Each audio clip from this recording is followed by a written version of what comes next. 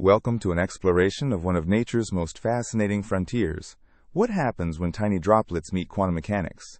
At the nanoscale, water droplets transition from classical fluids to quantum objects, where the rules of physics transform dramatically. Let's start by understanding what makes a droplet behave classically. A droplet is simply a small volume of liquid molecules held together by surface tension, the force that makes water beat up on surfaces. The molecules inside pull on each other equally in all directions, but molecules at the surface experience a net inward pull, creating surface tension. The surface energy equals gamma, the surface tension coefficient, times the surface area A. For water at room temperature, gamma is approximately 0.072 joules per square meter, a material property that determines droplet behavior. Now let's get concrete, with actual numbers for different droplet sizes.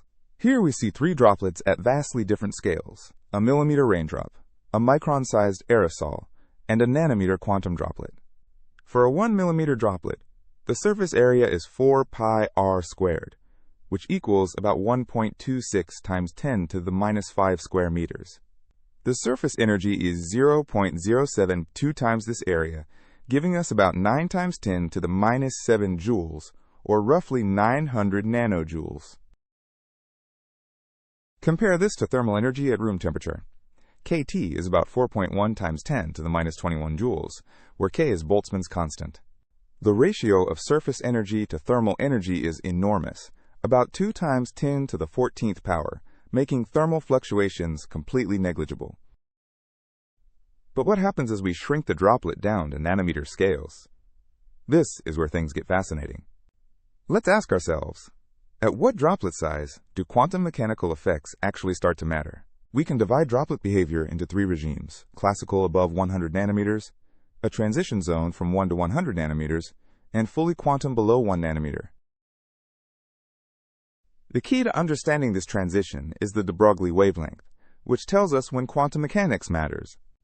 The thermal de Broglie wavelength equals h bar divided by the square root of 2 pi mkBT, where m is the particle mass. Let's calculate this for a single water molecule at room temperature, 300 Kelvin. A water molecule has a mass of about 3 times 10 to the minus 26 kilograms. Plugging in Planck's constant and the other values, we get a de Broglie wavelength of about 0.2 nanometers. This wavelength is remarkably close to the typical spacing between water molecules, which is about 0.3 nanometers. Now we reach the heart of the matter: the competition between classical surface tension and quantum mechanical pressure. Surface tension pulls inward, trying to minimize area, while quantum pressure pushes outward due to the uncertainty principle. Surface tension creates what we call Laplace pressure, an inward pressure that tries to compress the droplet. The Laplace pressure equals 2 gamma divided by r, inversely proportional to the droplet radius. Let's calculate this for a 10 nanometer water droplet to see how strong this pressure becomes. We get 2 times 0.072 divided by 10 times 10 to the minus 9 meters, which equals 14.4 megapascals, about 140 times atmospheric pressure. Now let's consider quantum pressure arising from Heisenberg's uncertainty principle.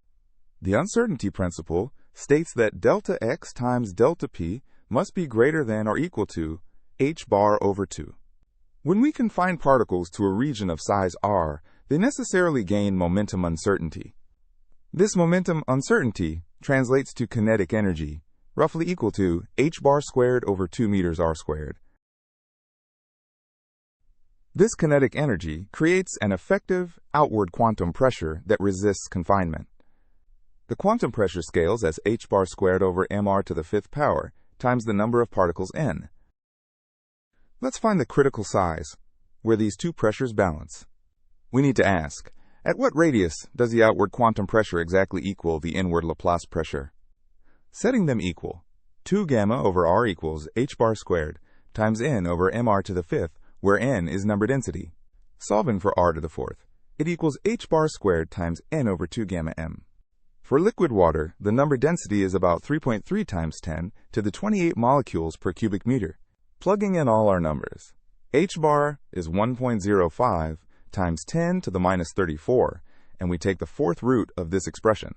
We get a critical radius of approximately 0.8 nanometers, just a few water molecules across.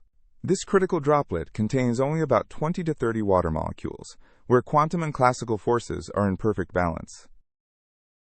Now we arrive at the big question: can these tiny droplets actually behave like quantum particles? The answer is yes, and the behavior manifests in several remarkable ways.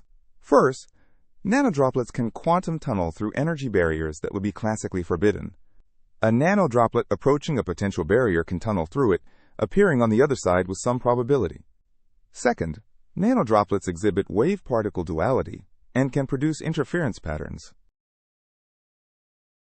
The droplet can be described by a quantum wave function psi, with wave vector k and frequency omega. Sending nanodroplets through a double slit would theoretically create an interference pattern, just like electrons or photons.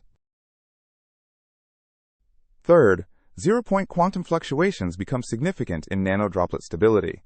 The zero-point energy equals 1/2 h bar omega, summed over all vibrational modes of the droplet. This zero-point energy provides a fundamental quantum mechanical pressure that prevents complete collapse. Let's compare quantum fluctuations to thermal fluctuations at these scales. At room temperature, the thermal energy per molecule is kT, about 4.1 times 10 to the minus 21 joules. The quantum energy scale is h bar omega for molecular vibrational modes. For water molecule vibrations, h bar omega is about 0.2 electron volts, or 3.2 times 10 to the minus 20 joules. The ratio of quantum to thermal energy is about 8, meaning quantum effects dominate over thermal fluctuations. At nanoscales, quantum fluctuations are roughly 8 times larger than thermal fluctuations, completely dominating the physics. Are these quantum droplets just theory, or have they been observed? Let's look at experimental evidence.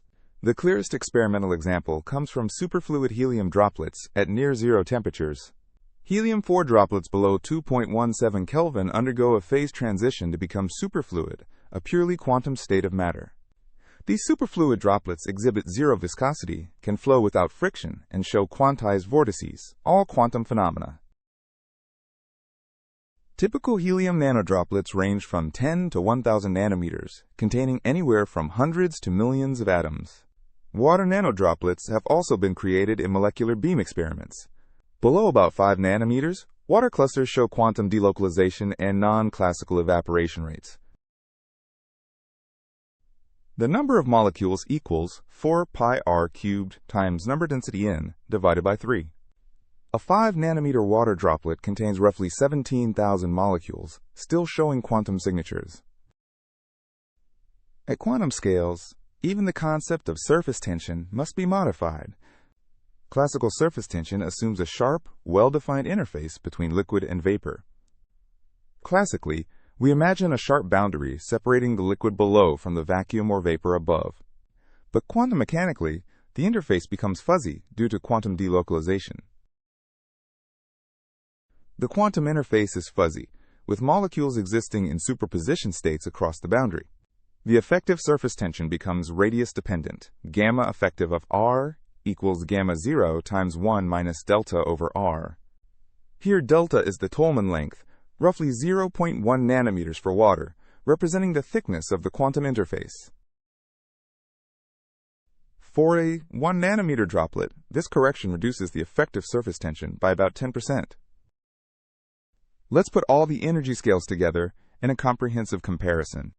For a nanometer droplet, surface energy dominates, followed by quantum kinetic energy, then zero-point energy, with thermal and gravitational energies completely negligible. The ratio of these energies is approximately 100 for surface, 80 for quantum, 1 for thermal, and 0.0001 for gravitational. How stable are these quantum droplets, and how long do they last? Can these tiny quantum droplets actually be stable, or do they instantly evaporate? The answer depends critically on temperature and the surrounding environment. At room temperature, nanodroplets evaporate rapidly through thermal processes. The evaporation timescales as r squared over alpha d times exponential of binding energy over kT. A 10 nanometer water droplet at room temperature has a lifetime of roughly 1 microsecond before complete evaporation. But at low temperatures, quantum effects can actually stabilize droplets. Superfluid helium droplets at millikelvin temperatures can be stable, essentially indefinitely. The lifetime increases exponentially as temperature decreases, with quantum effects dominating at low temperatures. These quantum droplet effects aren't just academic curiosities, they have real applications.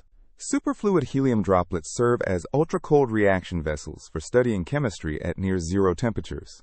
They act as ideal matrices for high-resolution spectroscopy, isolating single molecules in a quantum environment. Understanding quantum droplets helps design nanoscale devices where quantum and surface effects compete. Understanding quantum droplets has practical implications for chemistry, spectroscopy, nanotechnology, and biology. In conclusion, quantum droplets are a fascinating area of research that combines quantum mechanics and surface physics. By exploring the quantum limit of a droplet, we have seen how surface tension and quantum pressure compete at the nanoscale. We have discussed the critical quantum droplet size, quantum fluctuations, and the modified surface tension. And we have touched on the stability and lifetime of quantum droplets, as well as their practical implications.